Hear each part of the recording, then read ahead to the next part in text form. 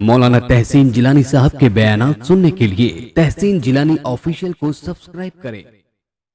और आजकल बहुत से लोग पता है क्या कहते हैं कि जानवर में हम तो हर चीज़ खा लेते हैं, भाई कुर्बानी का है तो इसका गोश्त फेंकना नहीं चाहिए, जो भी हो खा लेना चाहिए। तो ज़रा वो लोग सुन लें, पता है हर चीज़ नहीं खाई जाती है। कुर्बानी का जानवर हो या वैसे ही आपने जानवर ज़िबा किया हो, तो हर चीज़ आप उसकी नहीं खा सकते।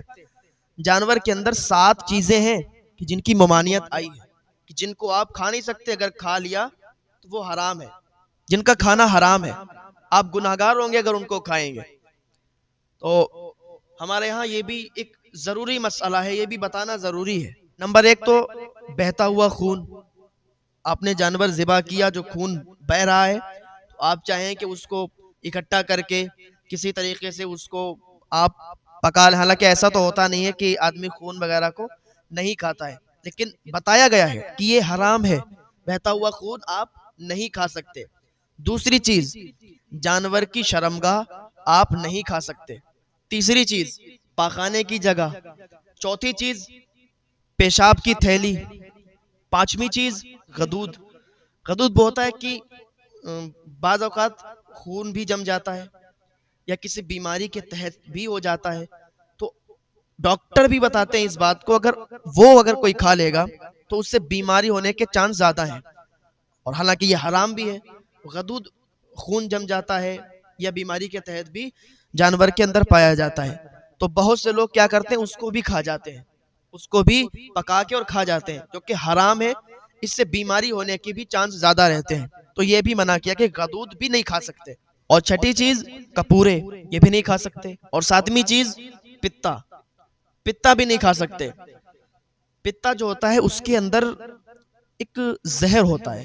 ये समझिए कि इंसान का पित्ता या जानवर का पित्ता जब वो पेट के अंदर फट जाता है तो फिर जान जाने के खतरे रहते हैं, काफी नुकसान होता है। उसके अंदर पानी नुमा होता है, ये खाना पचाने का भी काम करता है। तो पित्ते की भी ममानियत है कि पित्ता खाना भी हराम है। तो ये 7 चीजें जानवर के अंदर खाना हराम है, इसको आप नहीं खा सकते।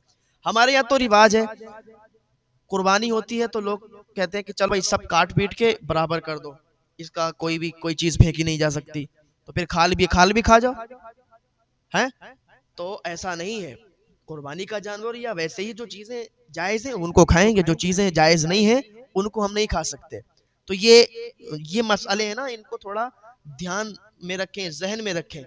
अब की जब भी कुर्बानी हो या वैसे ही जानवर आपके सामने ज़िबा हो, तो अगर कसाब वगैरह आपके सामने ऐसा करता है कि जो चीज़ें मैंने बताई आपको, कि जो चीज़ें हराम है खाना, अगर वो डालता है तो उनको निकाल दीजिएगा। उसको बताइए कि जब भी आप गोश्त को बेचो या कुर्बानी की जगह में आप कुर्बान कर रहे हो जानवर को, गोश्त काट रहे हो, तो गोश्त में जब वो चीज़ें मिलाओगे तो ये तो हराम है, तो ये चीज़ें निकालना पड़ेंगी आपको। ये चीज़ें आप मिला नहीं सकते।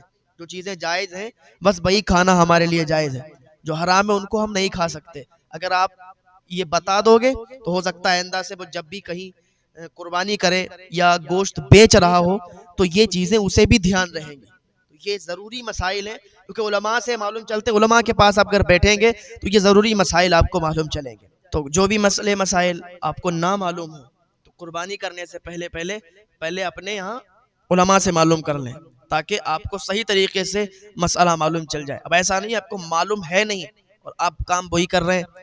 आपको जो चीज़ नहीं मालूम है तो वो चीज़ आप नहीं कर सकते ना, वरना गलत होगी।